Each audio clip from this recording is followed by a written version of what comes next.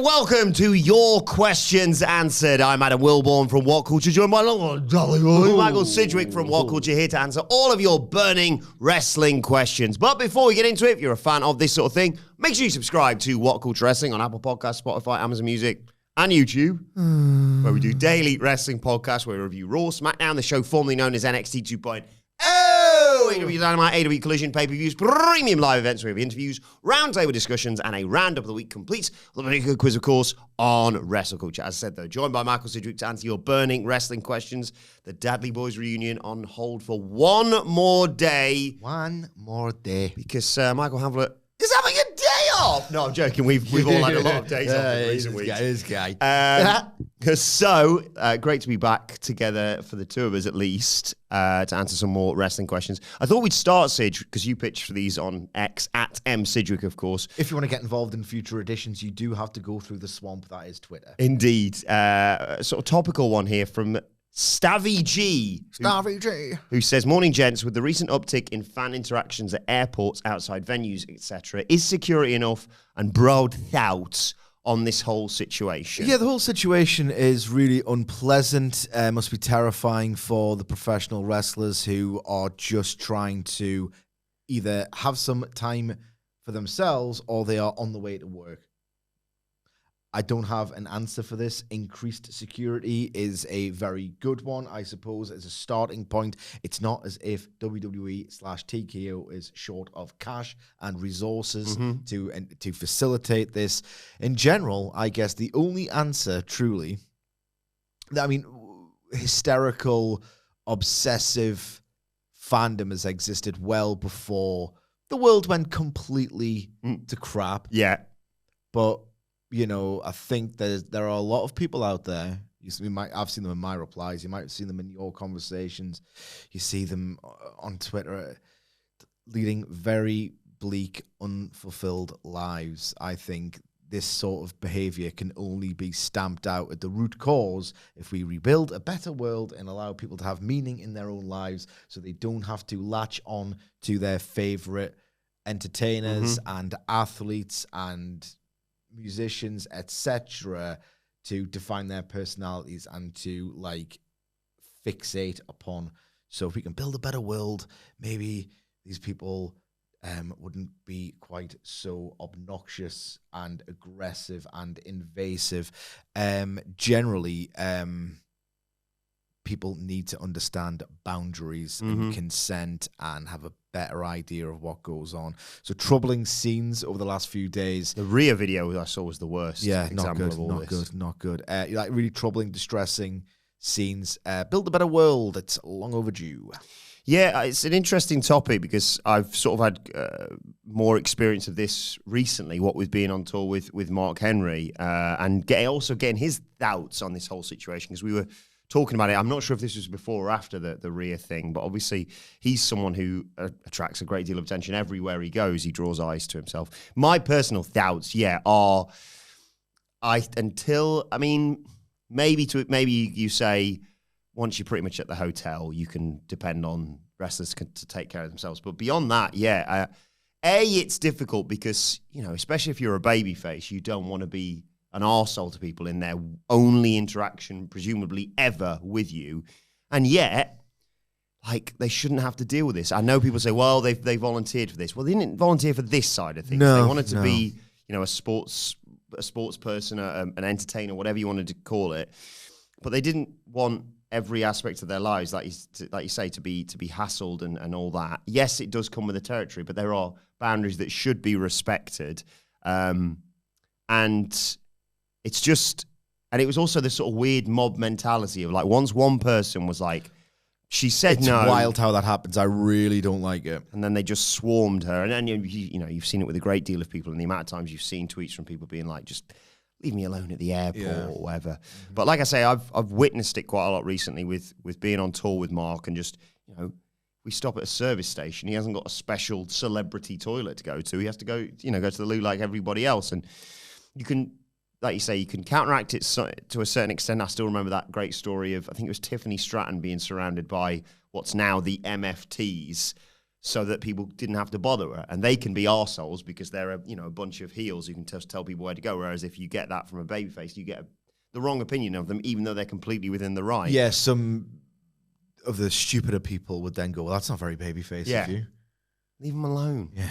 But yeah, Mark's an interesting one because Mark, I was on tour with him for 2 weeks. He was sorry, you were on tour with Mark Henry. I was. I just wanted to clarify. I'm not sure if I mentioned that. And I just want to clarify. Heads up, I will be dropping some stories and names over the coming days once I still remember them. And changing my opinions on wrestlers based on my personal interactions with them now going forward. But he was nothing but nice to me for the entire fortnight that we were together. And for the most part, he was nothing but nice to the members of the general public. I think you have to...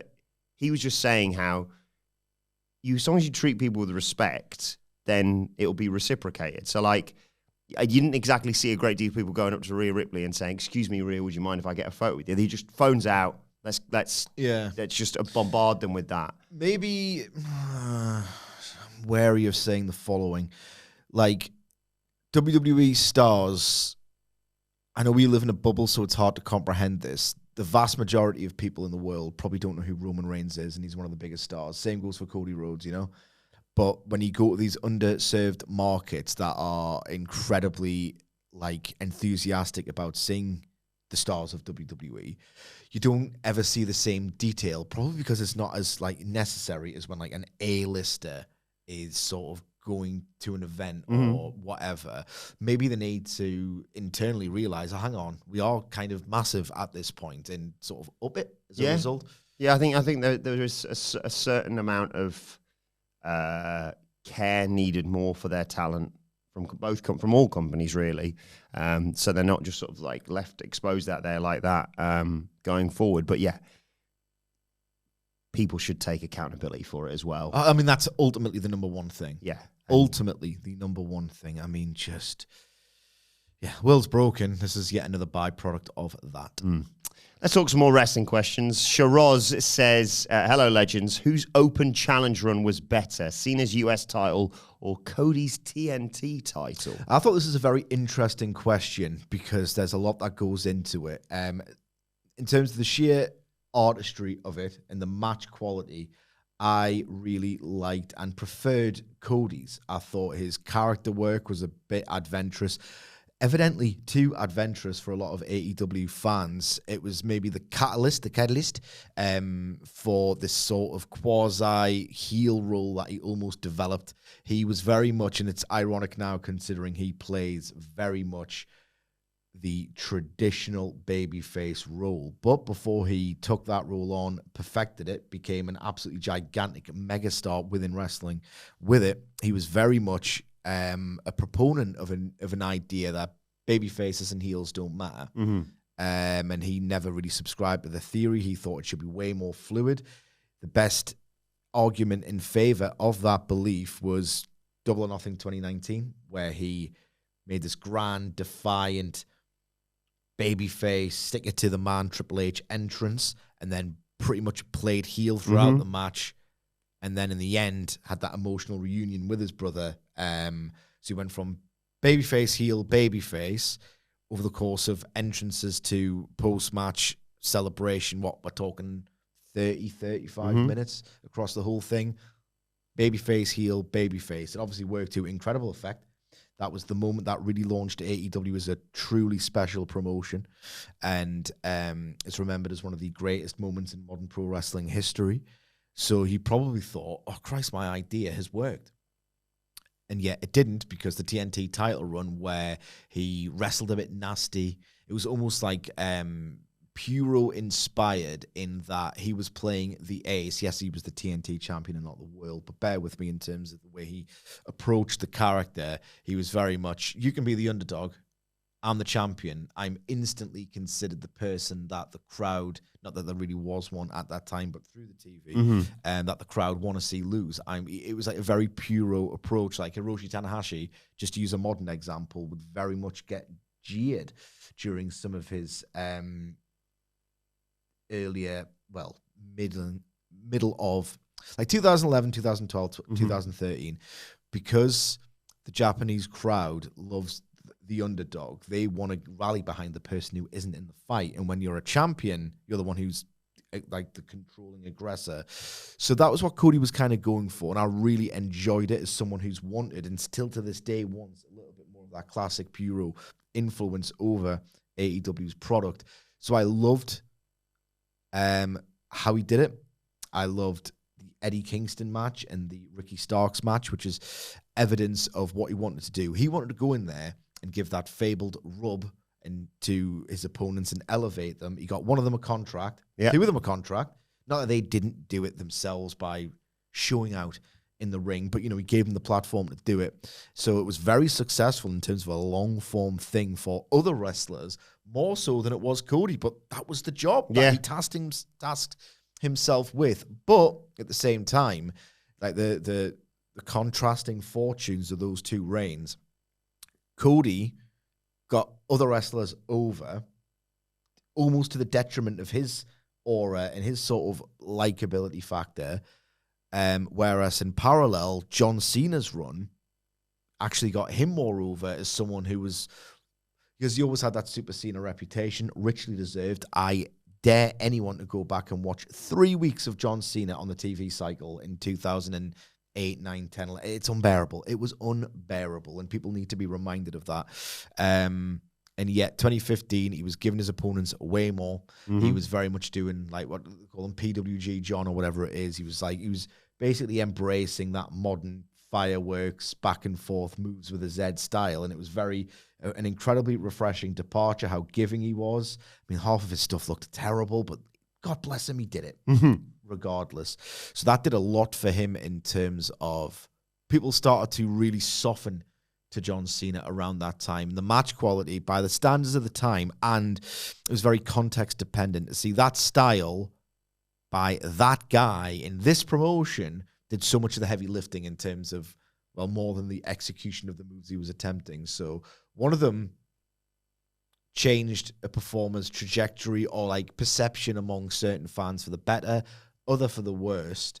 So objectively Cena's, but subjectively I thought it was very adventurous. I like Cody's. I'd agree with that one. I like you say, it was eye-opening to see what John Cena did with that US title open challenge. And yes, if you look on paper, he just wrestle good wrestlers and beat them. Yeah.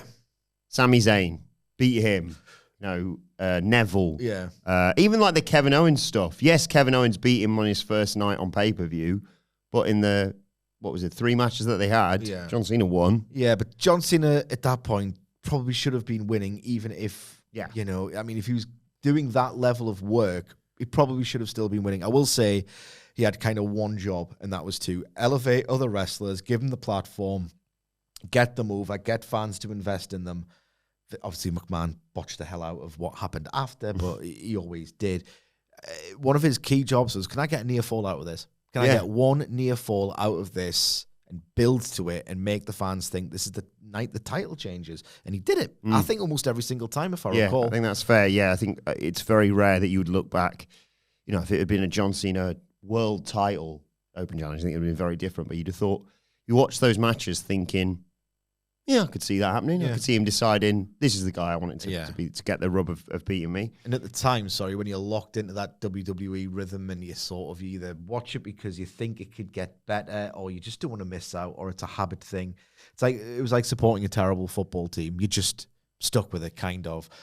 Like the fact that version of Cena was just doing this with a mid-card title, it was really refreshing. Yeah, I was going to say, maybe it's perceived better than the Cody one, only because all the other noise around it was so bad. Meanwhile, Cody's in the midst of the early days of AEW and bringing in, Ricky Starks, Eddie Kingston, and then he had matches with a match with Jungle Boy as part of that. Darby Allin obviously is the one you think of. I think he had the Jungle Boy match. There was a Mark Quinn. The Sonny Kiss one was really good as well. And I liked how noble the failures were. It was Cody. He was defined by taking these ridiculously ambitious swings and risks. He had a match with Warhorse. It wasn't very good, but I'm just still kind of glad it happened. Yeah. That was what AEW was, and to a degree still is. We're going to take the people that making a name for themselves, and as Warhorse was doing at the time, I'm not the biggest fan of his, but at the time, his name was out there. He was developing buzz for himself, and it was just refreshing to see a guy of that sort of caliber, that minor niche fame. You don't have to go through a performance center and come on TV. Let's see what you can do. It was quite wild. Another topical, actually a couple of questions that kind of work well together here, but very topical, this one from Alan Egan, who says, does it diminish AJ Lee's return when it's being used as a counter-programming tactic and to potentially draw headlines away from Brock Lesnar's in-ring return? Great work as always, gents. Thank you, Alan. Your thoughts on AJ Lee's return, which is, by the news today, all but guaranteed. Yes. To answer that question specifically, at this point, no, but only because I'm calloused to what WWE's been doing for. I know they've intensified it greatly in recent months, and it's kind of like the defining story almost of 2025, but they've been at this for years. They've been at this before Cody Rhodes himself was born. He was born in 1985. They were at this counter-programming stuff before Cody Rhodes was even born. So I expect nothing less from them. So I understand, you'd like to see AJ Lee come back for the sake of just doing some good stuff on TV, and the stuff that's directly leading to the return of AJ Lee. You've probably never seen me as high on a Raw. Really? You actually missed it. Yeah. That Becky Lynch stuff, I can't, like the feeling of, if that happened to me, how annoyed you would be. I wasn't even a big AJ Lee fan, really. I was just begging for her to come out there and then. But in the same way, I was like, don't do it yet, because you can obviously build on this. Yeah. And like create the anticipation for the comeback. So it would be nice if it wasn't directly opposed to AEW. She is just essentially being used as an instrument to try and throttle AEW. But at the same time, who in WWE isn't? They're using John Cena of all people for this purpose. So rumors of an Usos reunion. Yeah, and obviously Lesnar's back. So I mean, everything they kind of do is like Evil Empire stuff in 2025. So I don't think AJ Lee realistically is any different. I won't go too heavy on this because I talked about AJ Lee a lot. Don't hurt me. Sacrilege Corner on Raw. Guys, I wasn't a big fan. I wasn't that big a fan because at the time, moderately better than the other women's matches. You know me and my low bars, and I've got greater expectations of that kind of stuff. So I didn't necessarily find it that much better. And, but at the same time, I'm sympathetic because she didn't get much time or dignity.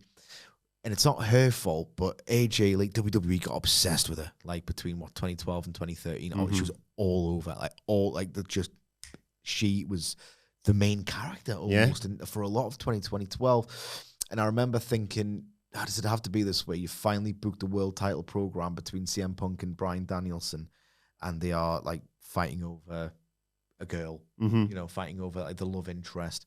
It just felt to me like, and she was just, in the midst of it, getting paid and getting over as well.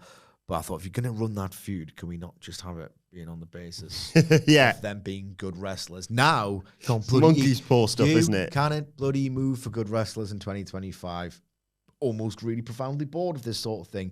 But in 2012, it really was, can you just let the wrestlers wrestle, please? And her character, not herself, obviously, she was not booking this, and she's not going to say no. The character got in the way of that for me, so I found her a bit of an intrusion, in truth, but I'm sympathetic to the fact that I admire her for the things she stood up for, but this is a different era now, and I reckon I'm really excited for her to come back. Me too. Because if nothing else, Becky Lynch's heel performance on Monday night was incredible. She is due some comeuppance.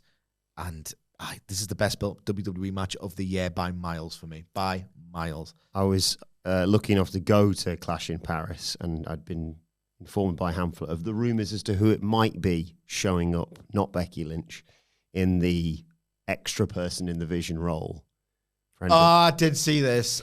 And I was very excited for that. And then in the moment, as it happened, I'm like, because I'm trying to finish. Tony D's looking sleep. Well, there's that. And there was a bit of me that went, it shouldn't be Tony D, Because I was like, this crowd it's the maddest crowd I've ever been a part of that. Out of everything, all Manias and all that, like the French are just bonkers. And I was like, this isn't going to work. Right here, right now, this is not going to work. There's going to be one voice and it'll be mine popping for that. Yeah. In this crowd of French people, who is that? And I'm allowed to do that because I've been there, done that. I've been to Paris twice. Oh, I've been to Paris 3 times. Oh, shut up, man. But yeah, a bit of me went. I love Paris. Yeah, it was very lovely. I just suddenly went, it can't be Tony D. This won't Actually, work. the one thing they didn't react to was Tony D. That'd be the noise, the collective noise. What's the next question, dude? But yes, very excited to see AJ Lee back, and we'll no doubt talk more about this as we go pop forward. Will be out the ass. But out the ass pop. As I said, this was sort of a two-parter because Courts says, I understand why companies spoil the big surprise comebacks to sell tickets and get more views, but do you think it would be more or less used if it wasn't just a counter-programming measure?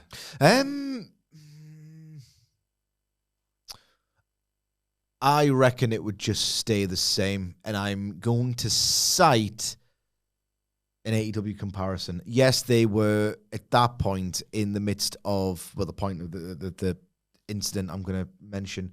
At that point, they were in the midst of the Wednesday night wars with NXT, but the example I'm going to cite is December 2020. They were handily kicking their ass, like just didn't even need to. Not that AEW did, much in the way of genuine, like they didn't flood their shows with like, well, they had no main roster talent to draw from, but you know what I mean? They never punched themselves out in that fight, really. Mm-hmm. They already had the competitive advantage of being brand new, fascinating, compelling, different. So they didn't need to like do a match full of pay-per-view, a card full of pay-per-view caliber matches or any kind of device you can sort of think of. Like they were handily defeating NXT just by doing some really cool stuff in 2020, despite the circumstances. And then winter is coming, Dynamite special, December 2020, you get the Sting debut. And what? Mm-hmm. They kind of halfway subtly teased something big's going down on the show. Yes. Something big is going down on the show. But there were no vignettes, really. There were no mystery teasers like those viral campaigns that wrestling promotions sometimes do.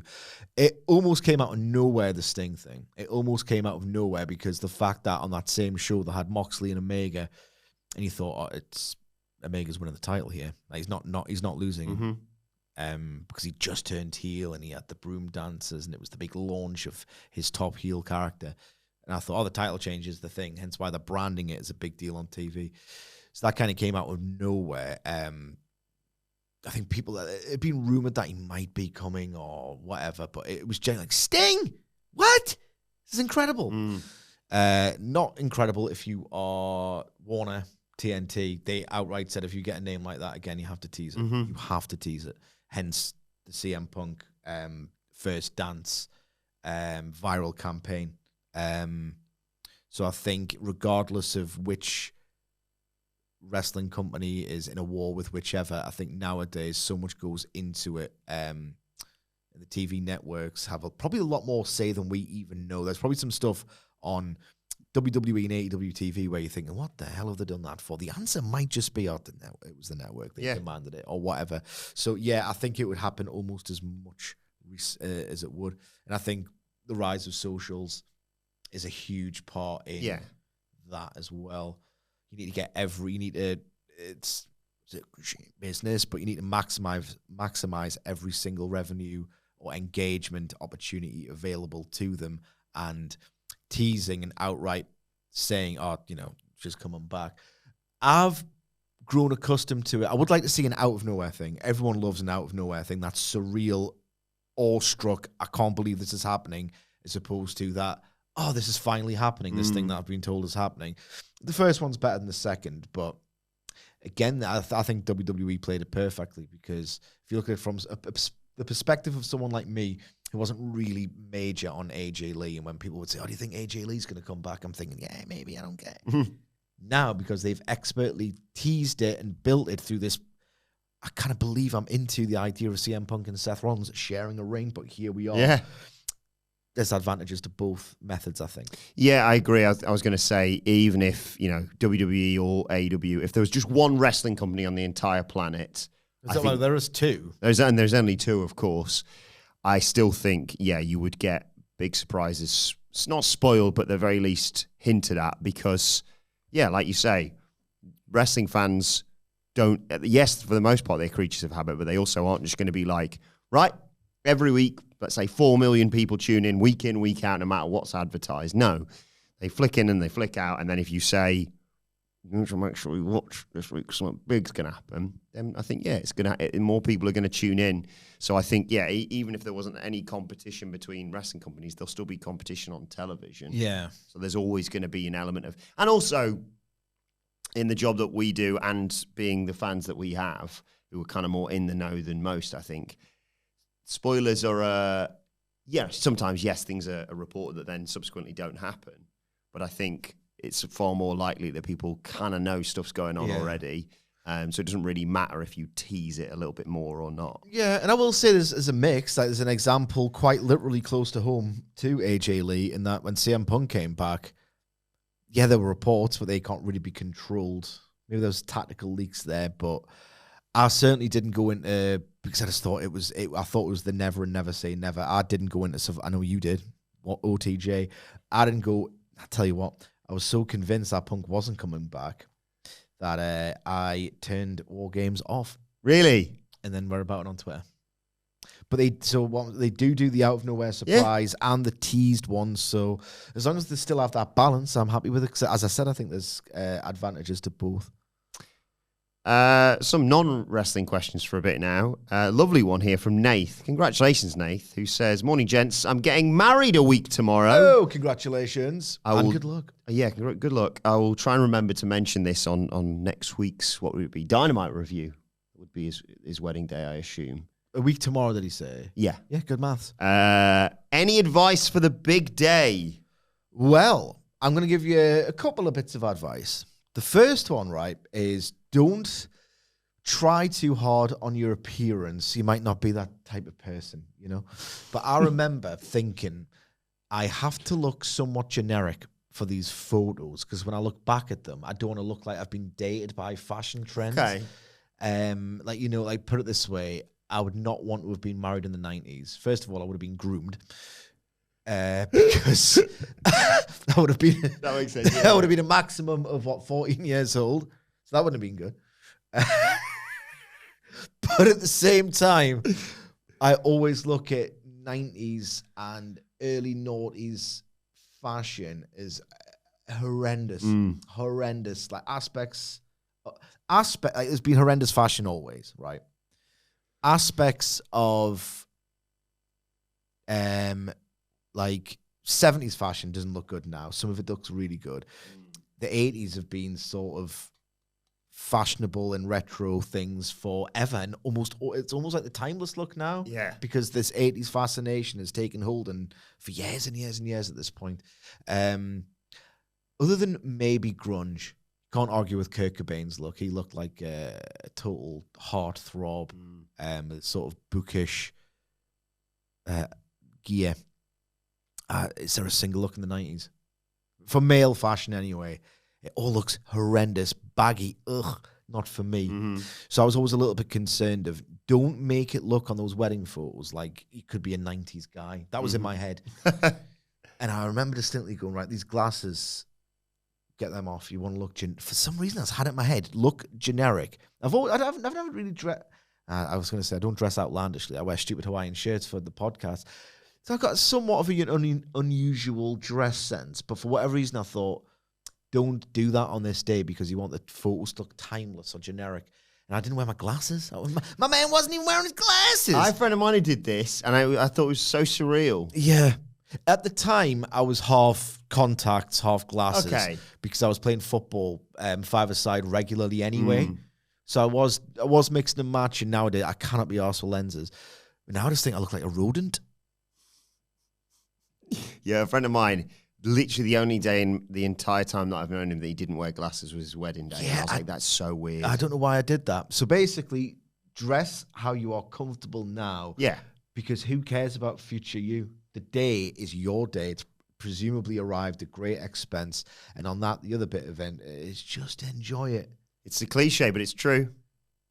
By all means, enjoy it. I enjoy it. By getting married well. Huh? What's the quote? It's Warnock, isn't it? Yeah. By all means, enjoy it. But enjoy it by winning or something like that. It's by being disciplined. By being disciplined. By all means, enjoy it, but enjoy it by being fucking disciplined. Okay?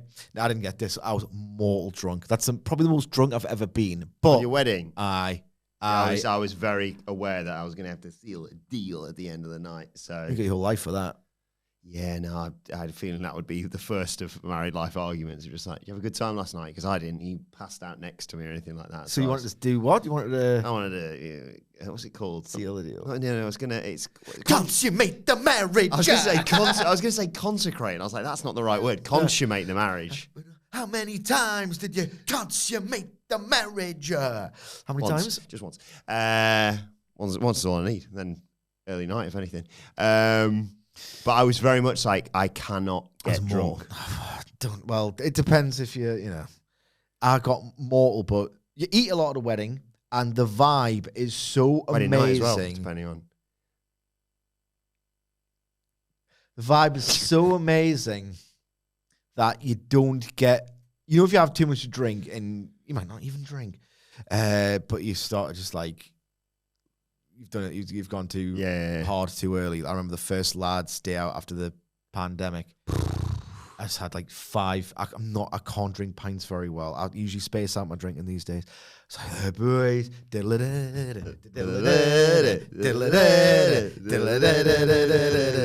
5 pints in 2 hours. I can't. It was just like round. It's like, yes, it's amazing. Lasted till about 7 p.m. Out at 2, 7 hours, like really bad. Wedding drunk's different because it's just an immaculate vibe that'll carry you through. Just live in every single moment. I would also say, do not worry about something consumed me on that day, because I've been frank about my issues with anxiety on these podcasts. For whatever reason, stopped worrying and just really enjoyed it. So try and get into that mindset, because it's expensive. It only lasts for one day, and everyone. Put it this way, if you've been to a wedding, right, you're dressed up, you feel good, you look good, you're there to see like loads of your mates and potentially meet new ones and, hey, stag friends and things like that. Yeah. Do you ever go to a wedding and go, hope the best man doesn't screw up the speech, or God, that suit doesn't suit him? Everyone goes in the best mood. Yeah. So try and put yourself in the mind of your guests and think, or if you're attending a wedding, you just think, oh, what a great day this is going to be. Everyone loves a wedding, Everyone's going to have an amazing time. Just join them. Yeah, that's the one thing I was going to say, is try not to worry too much about spending time with your guests, even that sounds really weird, because, yes, you will do. Of course, they're all there to see you. But someone hammered home to me before my wedding was, if you stressed out about like, I need to go and make sure I see these people have come from here to come see me, and you're just gonna, the day's gonna go like that anyway. But your priorities, are getting married, getting the nice sort of visuals for like wedding photos or whatever, and just having a nice meal and stuff. Don't stress about because if you go to a wedding, even if the thing is, I've been to weddings before when like me and Anne Louise, the only people we know are the bride and groom. Like especially if you haven't been on the stag or anything like that. But you just make friends. Because even if it's just, right, we'll stay as a couple and just sort of stand in the corner for the drinks before the wedding. After the wedding, you've sat next to people in the ceremony. You sit next to people at the tables and stuff. People just get to know people anyway. They're not going to be like, I didn't really enjoy that wedding because I didn't talk to anyone because they were up there. People understand. Anyone who's been married or been to a wedding before know that the bride and groom get pulled in 100 different directions for stuff. So I think don't stress about I need to make sure I go up and say to everyone, thank you so much for coming, or say goodbye when people leave. No, just they'll. Everyone understands. Everyone understands, and everyone's there for a great time. Speaking of great times, Soccer tangent time. Question here from Matt Rains. Hey, the number one Sidgwick mega fan. Somebody else asked this question as well, so it's in demand. Matt says, happy Wednesday, gents. My question isn't about Nathan Fraser. When I'm cleaning windows. But I do want to talk about windows. Sidge, Newcastle's overall summer, yay or nay? Cheers, guys. Right. I've been looking forward to this for 2 weeks. I've been thinking about this for 3 months. Non-stop. Here's the deal. I think a lot of Newcastle fans have arrived at the conclusion that if all of this happened in a different order, all the incomings, in a different order and under different circumstances, we're talking an 8 or 9 out of 10 window with the asterisk of if the big 2-meter Messi, Volta can adapt to the Premier League, okay? Because, right, Newcastle United, if you don't follow football, I mean, just skip 5 minutes. Yeah. But if you do follow football, we were the biggest story in world football, something I've never experienced. We've had players get sold, but we've never been the dominant saga. It was the saga of the summer, yeah. Yeah, one of the biggest in years and years and years as well. It's never happened to me in my lifetime, so it was quite surreal. Alexander Isak was unsettled by Liverpool's interest, which is exacerbated by their pursuit of our number one transfer target, Hugo Ekitike. And they signed both, even though we were bragging about playing 4-4-2. I wouldn't do that. I never count my chickens with football, ever. Bruising, humiliating, to the point that we were termed Rejection FC at one point. And people were making, like, you know, the starting lineups of players that we didn't have a firm interest in all of them, but the narrative was funny. It's one of those where it's like, I don't believe that story, but it's funny, so I'm going to go with it anyway, you know? If all of it happened in different circumstances and in a different order in terms of when the incomings arrived, I would have a great time with it or a better time with it. The thing about Isak, right, is that out of all the players who have starred for this new post-takeover Newcastle United team, I always knew he'll be away. To the point where, and he's quite a sort of cold, aloof character anyway. Like, he's not been my favorite player for the last 3 years. He's been my best behind Sandro Tonali. No, there's an argument for a lot of players who've been the best, really, but Isak's obviously the most. He's the goal scorer, so he's going to be the most famous. But I always thought, right, he's 3 years into this deal. He's won the trophy. Every single Newcastle United fan knew that if any one of them were going to move, it would be him. And we actually, in this PSR world, right, we wanted him deep down to move next summer. Yeah. 2 years on the deal, get value. We'd all come to terms with the idea that for PSR reasons, A, we need him kind of to move, and B, firmly expect him to move to maybe Real Madrid or Barcelona or a big club. But he's chosen Liverpool. Yeah, he's chosen Liverpool instead of Real or Barca. But him going on strike, all the rest of it was like, oh, for Christ's sake, a year too early as well, especially when we've just got Champions League. If he'd moved as swiftly and as early as Florian Wirtz, like if he'd moved in place of Florian Wirtz, and it was just, because that was like an immediate, as soon as the season ended, it's like, oh, they're getting Florian Wirtz going to Liverpool. Well, they're becoming a superpower. Fair play to them. They've spotted Pep might be done here. City might be done for a few years. Let's make our move to be the superpower. Very savvy. Very, very savvy.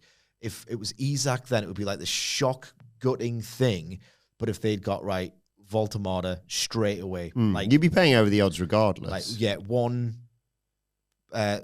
star name striker out, and he was very much like, I loved it here. I just want to move or whatever. It would have stung.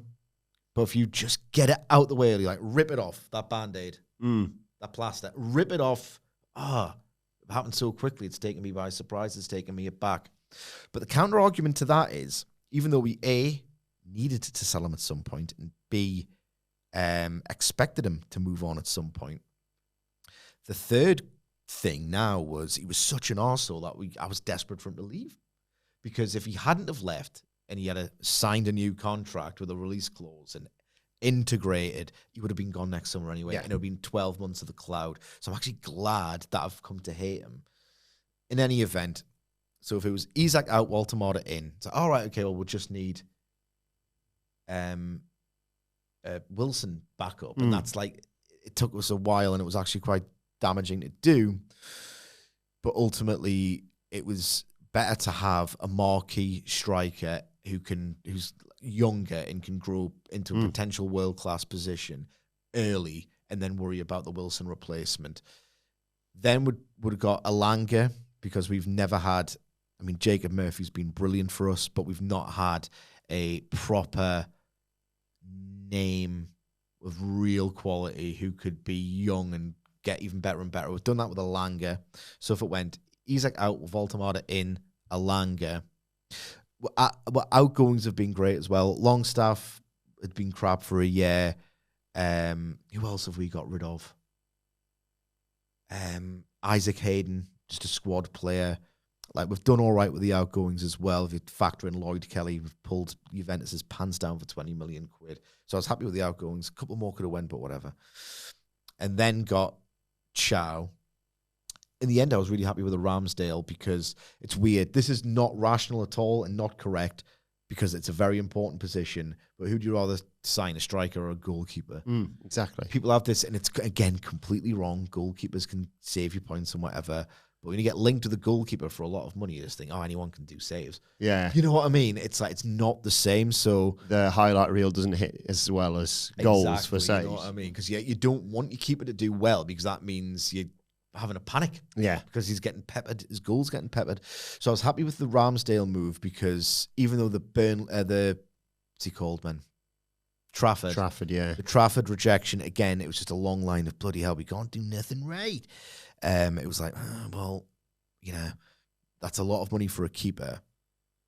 You don't allocate those funds to a more exciting forward signing, please. Again, it's wrong, but it's how I think.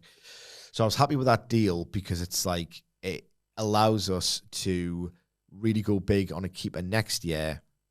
After this summer, we've done the squad depth, which is the next point I'm going to make. We now have depth, which we've never had post-takeover because of the PSR limitations. On that, by the way, I don't want PSR to go away, because I love how we've had to recruit smartly and attract characters and build a team spirit. I'd rather have a Bruno Guimaraes, who we kind of had to get for 40, than, we'll have Rodri, thanks, because we have unlimited money and no rules to prevent us from spending it. I'd much rather have this group of lads with the Brunos and a rejuvenated Joe Linton than I will have Rodri and we'll have Jude Bellingham as well, please. I'm so glad it wasn't that, because it's not winning. It's a game of recruitment, ultimately, football. It's a game of recruitment, smart recruitment. And there'd be no such thing as smart recruitment if you could just have excessive, like, just any recruitment you want. So we've got depth now. Cher can still do a job. He's been amazing so far this season, but Malak Chow can, really fill in for him, especially since Eddie Howe does miracles with defenders. He was a centre-half himself. He's great at improving players generally. Look at Joe Linton, Almiron for a short while, but Fabian Shaw was on like a reserve for Steve Bruce, and now he's one of the better centre-backs in the league. So Chow he's not like one of the best centre-backs in the world, but he could be under Eddie Howe. We've seen him. He's seen his ability to transform, but he gives us an option off the bench. Our bench is looking better than ever. Alanga, Murphy deputising under him. He's a guy who loves the club, supported them as a young'un. His output can be great, so he's a great squad option. Bonds for Gordon or vice versa. The one player where I thought, if he's injured, we're screwed. We've done a technical upgrade in Jacob Ramsey, who's not... You wouldn't want Jacob Ramsey. What about Ramsey, yeah? Yeah, you don't want Jacob Ramsey... I'll go back to him as well when I talk about the chronology. You don't want Jacob Ramsey over Joe Linton in a League Cup final, which we won, incidentally, nor against, like, the big teams, because he can really upset players and shift the balance of a big match by being a brick house, But if you're playing against a team who's going to be stubborn, because Joe Linton's not amazing on the ball, like a Brighton. Like, you'd rather have Joe Linton against Liverpool than Brighton, or Liverpool and Bournemouth. Jacob Ramsey on the ball is a player. So I love him for the, because we've had difficulty in recent seasons. We got beat off Fulham. Tony Khan's Fulham at home last season. Brighton did us over, I think, in the league and the FA Cup. So those technically tidy mid-table teams we struggled with at home last season. I think Jacob Ramsey going over Joe Linton in those fixtures could be a points improvement year on year. And ultimately, Voltemada and Wissa, if those signings meet their potential, it might be the masterstroke of the summer. It might be the masterstroke of the summer. You got Barcelona coming to see this month, the 18th. Because if Voltemada, who's got the link-up play and dribbling and eye for a pass as a number 10 and the predatory instincts of a number 9 in one 2-meter package, can level up to the Premier League standard, we could have a global superstar on our hands. Johan Wissa scored as many non-penalty goals as Isaac last season, but Mbumo, I never know how to pronounce that guy's name. He was taking the penalties. Wissa could have broke that mythical 25. You know the 25 makes you a great Premier League striker with penalties, because all those strikers, or more of them than not, have taken those penalties. Yeah. So if Wissa's taking the penalties, we're not getting him. Even for an overpriced, inflated fee, we're not getting him, I don't think. Or he wouldn't want to come to be backup, I think he'll be Wissa, and then Voltemada will get transitioned in, they'll rotate out or whatever. People talk about his age. You turned 29 today. Happy birthday, Johan. 29, it's not the age profile we'll go for. Generally, in the PSR world, it's not an age profile that a lot of Premier League teams will go for, because they're always thinking at some point we might have to sell, and no one's really going to buy a 32-year-old or a 31-year-old, okay? Here's the flip side of that. Because it's so hyper-focused in the context of PSR on buying young, 19 to 24, 25, if you ease that quality, 25, 26, 27, no, too old. But, old chicken makes good soup. So, Johan Wissa is a player, and there's a lot of players have had this trajectory where they hit the late 20s to early 30s, and that's when they're at their peak, And the other thing is, you won't sell them. People say, you won't be able to sell Johan Wissa for more money. I don't want to. I don't want to. People say, you won't be able to sell him. Right. On the other hand of that, right, someone will come in for 110 million for Tonali. Don't want to sell him. Well, that's resale value, is it not? Do you know what I mean? I don't want to sell anyone. I understand that you have to. But at the same time, when people say, you will never be able to sell him, you need to sell. It's like, do you deep down want to sell anyone? No one wants the players to be sold. No, exactly. It's irrational, but I can't complain about someone coming in for Tonali next season because we have to sell him, and then worrying that we can't sell Wissa. So I don't care about that. And look, he's 29, so next season he'll be 30. The season after that he'll be 31. That's 3 years, and he's only 31 years old. Yeah. When he's getting better with age, and that's been his trajectory. I think it's a really smart signing to give us two options, because last season, like, replacing the aggregate, what is that, Moneyball? Voltemada and Wissa over Isak and Wilson, who didn't get a single league goal for us, is potentially a very good upgrade. And that's if Voltemada's a 8-goal flop. Because Wissa, if he carries on the form, that's still, 19 plus 8, more than Isak's goal return. So I honestly think it's a bit of a masterstroke. And it makes your FPL team better now. Pickett Wissa. Ultimately, if we had got bandage off, Isak's gone. I've got Voltemada, that's good. We're going to get Wissa. That could be even better than Isak and Wilson. And you go through the summer without the saga, and then replacing the deadline day signing of Wissa with, we're getting Ramsey. That's great, because midfield, it's a concern, but the forward line was a concern. Major. Yeah. If we got Ramsey's a little bonus deadline day deal, you'd think, Christ, what a window, actually. Yeah. Now it's like we have to wait for the old dust to settle. We've got an international break this weekend, haven't we? International break. We've got Wolves at home next. Ooh, that's an interesting one. Yeah. I want to keep an eye out for that one. Thanks, by the way, to Adam Powell, who also asked this question, thank you very mentioned. Much. Thank you for indulging me on soccer. We're not quite done yet. No. But it's wrestling soccer. Yes, because Jamie, a.k.a. Vanders, who's always getting in touch, thank you again, Jamie, says, what football manager, past or present, would you book as a wrestling manager, and which wrestler or wrestlers would they manage? Right. Me and Wilbourn are going to play a game here.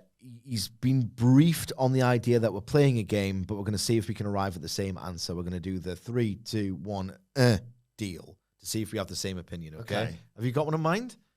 So are we picking someone? Is this for promos, basically? So well, just like general, whatever you can do as a manager, your attitude, your body language, your promos, usually it's a heel. Yeah, because I'm picturing basically either Paul Heyman or or Nana for Swerve. Just like a heel manager. Yeah, it has to be in heel, that classic pro wrestling manager vein, like your Gary Hart, your Bobby Heenan, that heel, because babyface doesn't need help. Yeah, I was going to say, Pep sort of is out of the question for me here because of... Just think of someone. Okay. I'm disappointed because I thought you'd have one in mind and we'd both be like that on it.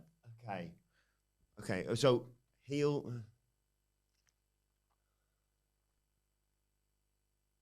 He's still thinking, folks. Yeah. He's still thinking. Shall I say it? Because there's one very obvious answer that now that I've been asked this question and I've thought of the answer, if this person doesn't make the transition to wrestling, I'm now going to be disappointed. Go on, who is it? 3, 2, 1. I am Allardyce. Jose Mourinho. Oh, of course! Can you imagine? How have I not thought of this? He's a free agent now, isn't he? Yeah. I am Jose Mourinho. Is a wrestling... I think I have a special one in Volta or whoever he's managing. Oh, my God. Volta's the Chelsea. Volta is the mid-2000s Chelsea of footballers. If he says Sami Zayn is a specialist in failure. Exactly. The thing, I'm sorry if you don't follow football. Maybe you know of Jose Mourinho if you don't. Get to know him. Get to know him if you don't. Because even if you don't like football, the experience of watching a football match, Jose Mourinho is box office. This guy is an absolutely amazing, arrogant prick. Love to hate. Larger than life itself guy who's so arrogant, so quotable. His attitude's amazing. Handsome bastard. I love him. I love Jose Mourinho so goddamn much. It almost saddens me now that he's on the trajectory of, he's finished. He can't manage anymore at the top level because I still want one more run in the Prem. Prem. I want one more run in the Prem. I reckon West Ham or something. West Ham or Leeds. Leeds. Give me West Ham. Give me West Ham or Leeds. And if you're a wrestling fan who doesn't follow football, just Google Jose Mourinho highlights and you'll get the press conference quotes. You'll get the celebrations. If you're a wrestler listening or watching this, right, I'm telling you now, yes, you can study the great heels of yore. Yes, you can go and study, your hot stuff Eddie Gilbert's if you want your tape. I'm telling you, study tape of Jose Mourinho if you're a professional wrestling heel. I'm telling you now, it'll help. I want to see imagine someone with Jose Mourinho's energy in the pro wrestling arena. It would be incredible. 3 world championships for me, 2 for them. Respect, man. Respect, man. And his little shooting. That's the thing. It's the press conference. I believe I am a special one. It's the press conference quotes. It's the way he carries himself on the touchline. It's the over celebration when all you've done. And I'm not saying it's a bad thing or it's an unimpressive thing. You've just stopped another team from playing. Yeah. And you've effectively... 15 goals in one season, Chelsea. You've effectively played what some people would deem anti-football, and then, as a great heel would, complain about other teams parking the bus. Yeah. And yet you've done that to Barca for Inter in the Champions League semi-final. They lost Thiago Motta to the away end. He's like, yes. There's a bit where he's on the touchline. He's just won a game. The camera's there. And he must have been under scrutiny at the time. And he just does the old finger to the mouth. It's United versus Spurs, if I'm not mistaken, because it's Pochettino in the background. It's raining as well, which makes it look even better, doesn't it? Does that. It's he's doing... Is it when Porto beat Man U? When he ran down the touchline. Runs down the touchline, celebrating with his players in an area of the pitch where it's not the technical area. I don't know if you weren't not allowed out of it at that time. It felt unprecedented. It felt unprecedented. Certainly a transgression. You're not, as a manager, you don't run to the corner flag and pile on. You just don't. He does. It's Jose Mourinho. and the knee slide, like, yes! And then, like, one of my favorites. Oh, my God. I'm fairly certain it wasn't even that big a game. He was just doing it to be a prick because they were out of the title race. Who pipped Liverpool to that title? City. Yeah, with the Gerrard slip. The Denver bar, yeah. Yeah, so Chelsea weren't... No, they were just spoiling the party. They were like third. Yeah. Jose Mourinho spoiled the party. Heels fundamentally shouldn't be having great matches on purpose. And this is a big problem with modern wrestling, right? Heels should want to be heels because innately they are complete and utter dickheads who want to be dickheads. If my memory serves me, and it's a bit spotty, Jose Mourinho's Chelsea, I think they were comfortably qualified or qualifying for the Champions League, but out of the title race. He just celebrated Liverpool's failure. Hey, yes, come on, pointing to the bottom, just to spoil the party and be a dick. Jose Mourinho in pro wrestling would be absolutely amazing. And if I can't have that, study him. I'm telling you now, please watch him and study him. That energy, he's the best. He's the funniest guy. My point still remains, though, by the way, when I said Sam Allardyce. For a very different reason to be hilarious. Yeah, it'd be funny. Really funny. Because I think he was the one who Mourinho once complained about. He was like, yes, he can't stand it, can he, when we do it? Like, he wouldn't, but Mourinho's the best for me for that. Yeah, he just... Specialist in failure. That's what he said about Arsene Wenger. Yeah. He'd be so good at cutting promos, like you say. He is? And then he could like rattle promos, other managers like Rafa Benitez, who had problems with as well. Fergie, obviously, but Fergie's kind of different. Fergie just felt like, it's just Mourinho was the one who brought the sort of swagger to this. He made heel managers popular again. Yeah. Like Fergie was just like, he's managing them, so they're going to get like 10 world title reigns probably just because they're associated with him. Klopp is an interesting one. Klopp, it feels like, is more of a babyface manager. Klopp's like Super Cena. Yeah. Where people thought of him as a babyface because, he was like this sort of gregarious, patter guy who would be friendly on the surface with like the media and the fans. Turkey teeth would come out when he would be really aggressive and like you knew underneath the skin. Yeah, Jurgen Klopp was an arsehole, but he had the temerity to present himself as a babyface. He was Super Cena. Or like 91, 92 Hogan. Roy Hodgson would be an interesting one as well. When he gets annoyed by being called, and Harry Redknapp, Harry Redknapp gets called a wheeler dealer, mate. Oh, fuck off. I felt sorry for him. I don't like Harry Redknapp. Respect him as a manager in his prime. You see, like, upset. Him leaning out here, he was. Oh, he'll dealer. I'm a fucking football manager. Yeah. I think he was. Oh, fuck off. I think he felt being sort of boxed in as that. And then there was I don't know what he's talking about, but Roy Hodgson was like, "Are you taking a piss?" Like that, and you're suddenly like, "Oh, he's got a bit of an edge to him, Roy." You could see him just grabbing a chair. It's like he had that Ricochet moment where it's like, "Oh my god, yeah, if you pick on that guy for too long, he's going to snap." Sean Dyche. I like Sean Dyche. Yeah. It's good value. Eddie Howe's the Hiroshi Tanahashi of babyface. He's the Ricky Steamboat of professional football, so he can't manage. He's the best manager in the world. He can't manage in wrestling. He's Ricky Steamboat. I know you won't like who this man was associated with when he was a manager, but let's not forget that Roy Keane was once a manager. I like Roy Keane. He'd be like... so you must be happy with... I don't know, we're just using Gunther for every person now. Would be happy with Gunther retaining the world title at WrestleMania? It's his job. That's his job. Sometimes I just get in there in a Royal Rumble and smash somebody because I want to feel something. I want to know more. Send us some more suggestions. We'll circle back. We'll mention this on just like, I don't know, the Dynamite review or something tomorrow.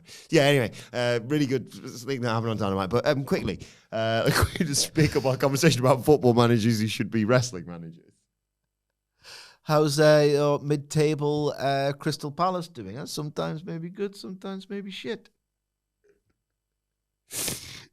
Right. Back to more wrestling-themed questions. We should do a football podcast, man. We should. We're kind of soft launching it anyway. Every week we are. The creator says, how would you do/book a wrestling World Cup in Someone just 2025? creamed when we suggested that, by the way. Sorry, what was your question about wrestling? How would you book a pro wrestling World Cup in 2025? There's a pretty good one a few years back, if I remember rightly. Yeah. Here's the answer to that question. Go on. I wouldn't. I might have said this before. I've certainly written an article about it, which I presume I pitched and developed on the back of something I just came out with on a podcast. So apologies if you are aware of this idea, but I'm going to say it again anyway, if for no other reason to manifest it and will it into existence. And in terms of, I want to see, shoot brackets. AEW, this is way more of an AEW thing that they might even entertain, and certainly Tony Khan's involved in football. We're still doing it, baby. Second soccer tangent, but it really will be good for wrestling if they ever do this, okay? AEW needs to do an FA Cup. I remember you pitching this and thinking this is, and I don't take this the wrong way, because I think you're one of the best minds in wrestling. Oh, thank you. I think it's the best thing you've ever come up with. It's amazing, this, isn't it? I'm astonished someone hasn't already been in your DMs and going, we'll pay you to take that idea. Thank you very much. Hold on to your dicks, okay? In English football, just for context, and I'll put it in a more wrestling context. You don't want a football podcast, you're here for wrestling. Unless you want a football podcast. We're not doing one. Not yet, at least. You're not yet, at least. The FA Association Cup. So unlike the other countries' sports franchises, we have relegations and promotions, right? So it's the same NFL teams every single year. Yep. Same NBA teams every single year. Even like March Madness is just... Yeah. In England, it ain't the same. You've got the Premier League, and then it confusingly titled, really, because you think the championship, that sounds like the best. It's you win the championship. Yeah, it's the second best one. It used to be Division 1, 2, 3, 4. But anyway, ignore the names. Think of it, it's called the pyramid. Tiers. And it was alliteration. It was the Coca-Cola Championship when it first started, which would have annoyed you. Indeed. So, you got the Premier League, the Championship. I know they sound the same, but the Premier League's the best, then the Championship, then League 1. It's League 3. yeah. It's so dumb. Premier League, Championship, League 1, League 2, National League, and then you get into like divides north and it's south, like north and south, and there's 10 tiers, all the way from 80,000 seats in Old Trafford, and the big teams, well, not like Man United apparently, Liverpool, City, the glamour fixtures, the Premier League, the number one football soccer league in the world, all the way down to like the teams that are eligible to qualify for the cup. Getting a couple hundred people in? I mean, people who work as effectively, and there's nothing against this as a job, but people who work as postmen for 5 days of the week and then just play football at the weekends. Yeah. People who get paid more than some people will earn, sometimes in a lifetime, in a week, compared to people who have to do other jobs, and this is just kind of their sort of side project. A hobby. Yeah. The best footballer you knew at school will play for a team like this, but there's so many schools. You know what I mean? Like, you're not going to make it. Theoretically, you could be a football team, in theory, that your players all have full-time jobs, and you get 100 people, if you're lucky, into your stadium. None of that accounts. It's a pitch next to a pub, which is what we've got in Hebburn. Love going to see Hebburn Town, but that's what it is.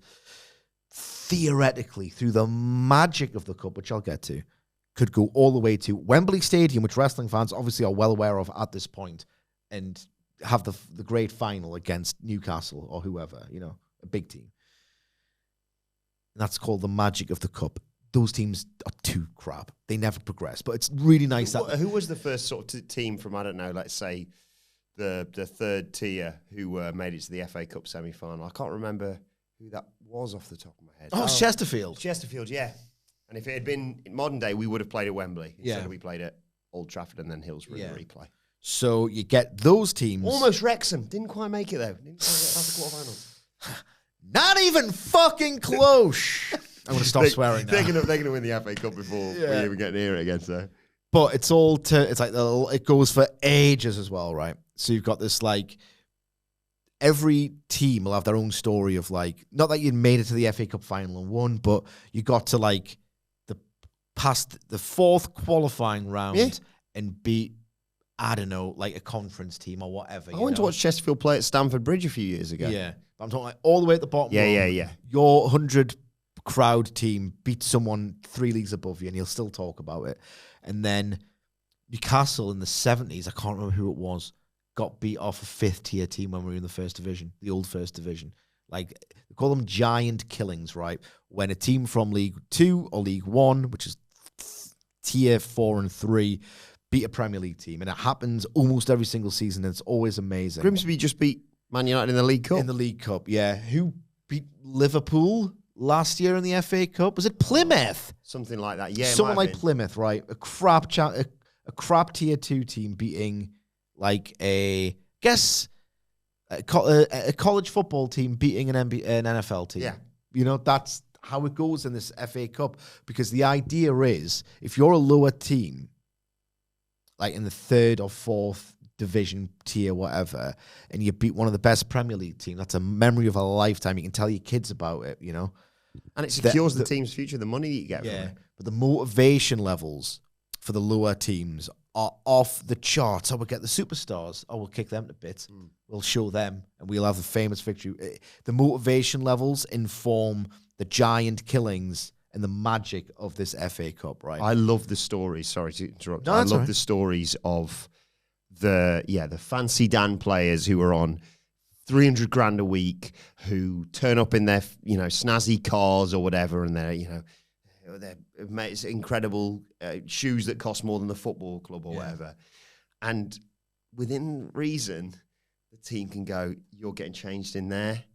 There's no hot water. Yeah. Sorry, boys. These people who live luxury, like they've got swimming pools in their houses. Are you having a cold shower? I love it. Love it. And here's the thing, right? So it goes in this really early qualifying, and then like the first round proper with like all of the lower teams, and then one by one tier 4 teams and tier 3 teams come into it, and then championship teams, tier 2, and Premier League teams come into it for the 3rd or 4th, the 3rd? Mm-hmm. Yeah, 3rd.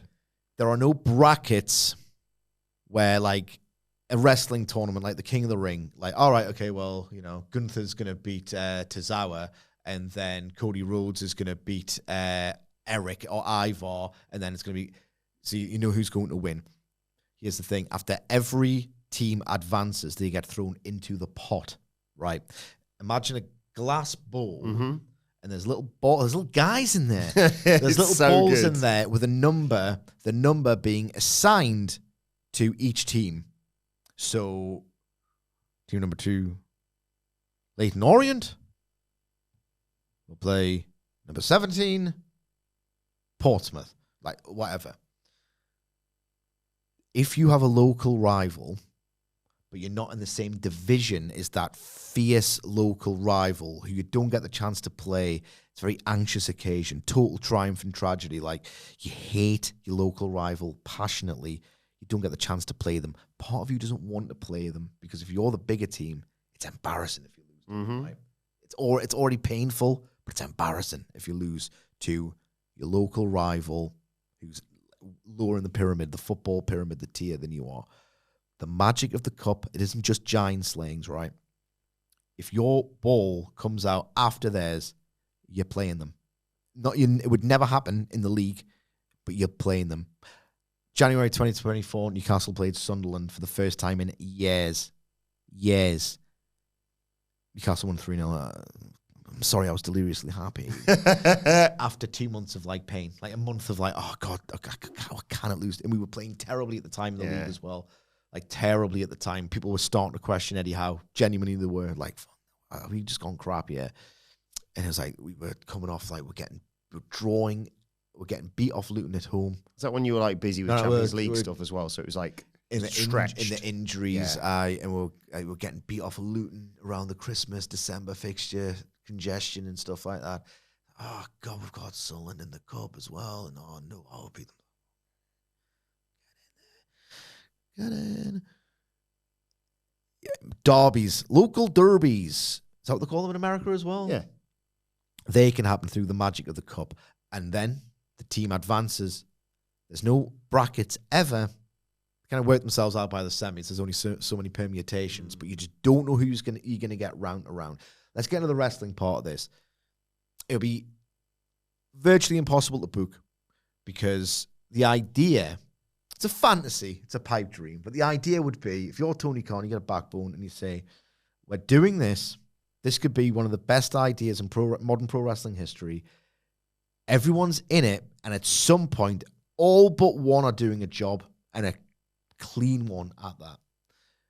If they did this in wrestling, do a shoot draw, you mean? Like not work the draw. That's what I'm getting at. That's the next part of it, right?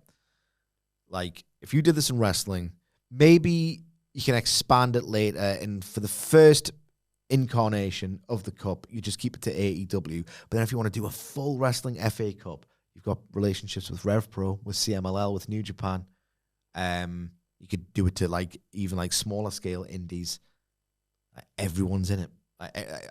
Not WWE or, at this point, TNA and AAA. Everyone else is in it. Mm. They can have their own qualifiers to qualify for this. Yeah. And then they can sort of maybe put a little bit of on TV. Someone has a blow away great performance. Oh, the AEW Cup's going on, or the Elite Cup, or whatever you want to call it. Maybe it'd have to just be AEW and Ring of Honor and partner promotions first, right?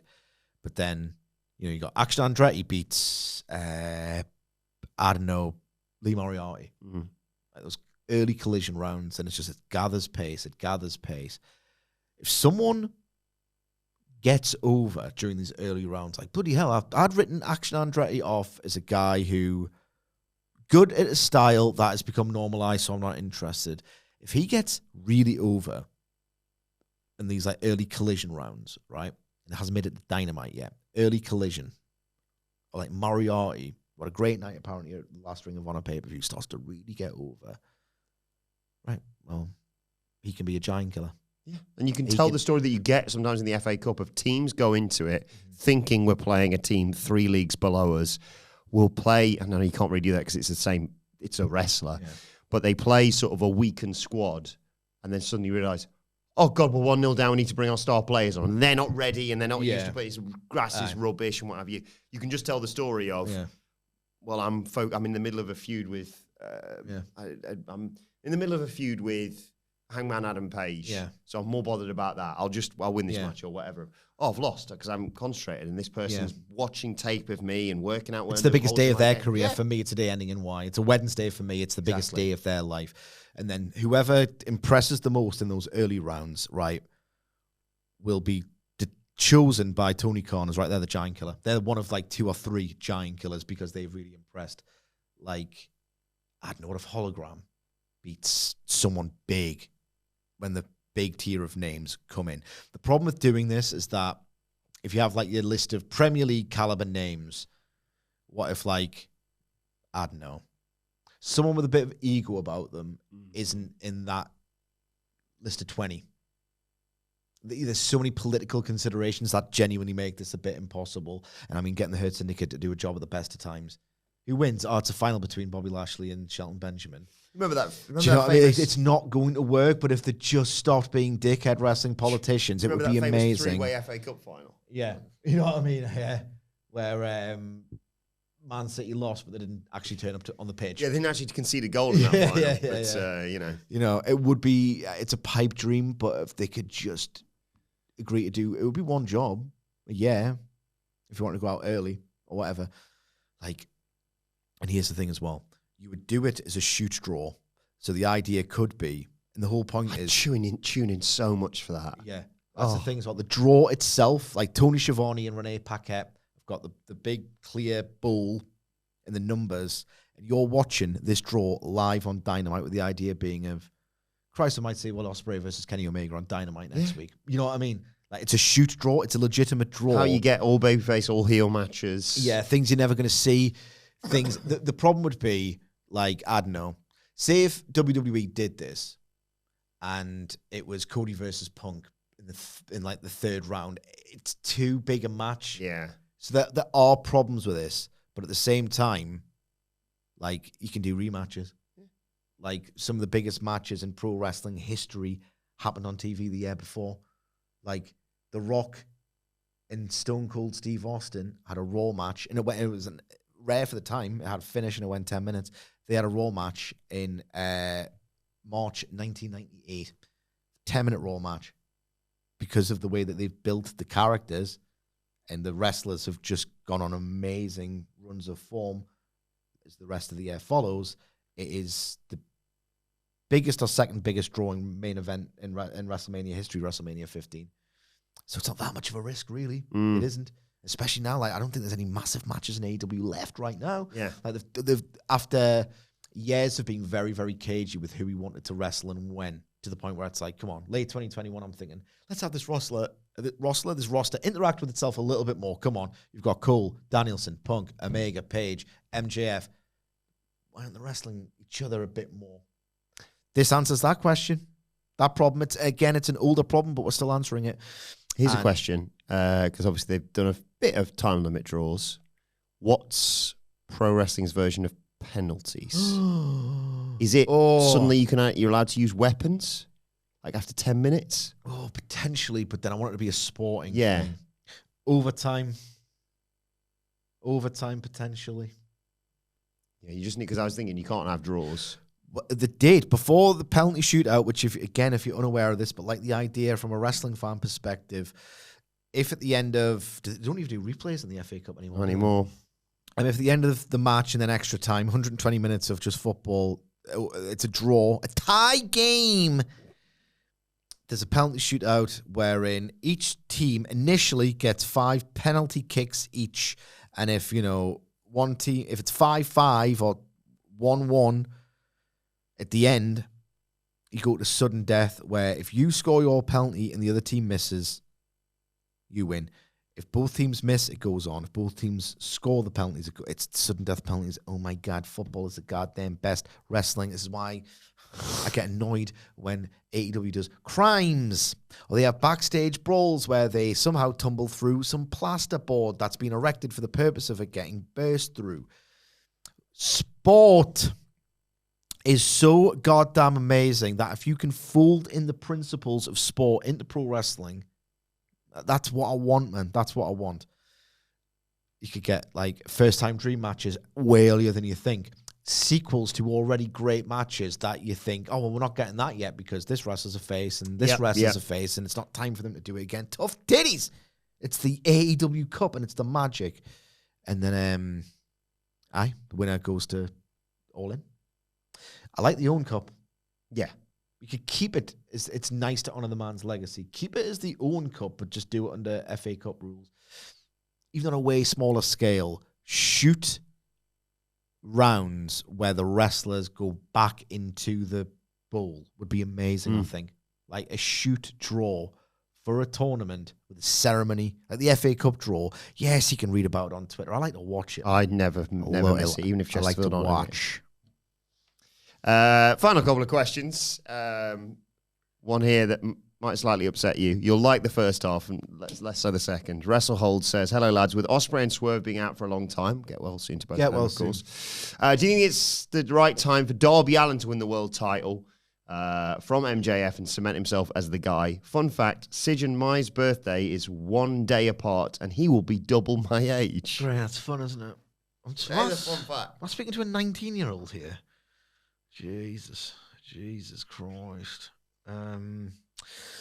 It's weird because in my head it was going Hangman Page, MJF, Ospreay. But then Hangman Page has also alluded when wishing Ospreay well in his recovery for a rematch, so they could do that for Wembley. Darby, I'd like to see him win that title at some point. It would feel more like, oh, he's earned it, rather than I want that man and that character and that fictional character to be the best in the company. But the guy's so entertaining with his angles and the way his matches are built. Everything Darby never does anything boring or routine. So maybe he could be the top guy. Again, the problem has been since late 2021, to use a football analogy, a soccer analogy, they've got a selection headache. I will drop it at some point. It makes too much sense this year. It's one of those where it never feels like Darby's year, does it? I mean, it's his fault for climbing Everest realistically, because last year, like this time last year, felt as close as he was going to be. Yeah. Oh, he gets the Moxley thing and it's kind of his fault that he climbed Mount Everest in a way.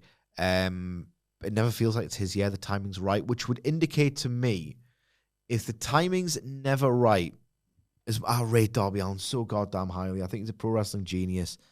Foley, a technical marvel. Mick Foley, all rolled into one. The guy's incredible. And Sean Waltman as well. You can't, if you have a bad match with Darby Allin, hit the bricks. You're not good enough. If it's never your time, there's always someone else in your way who's better than you.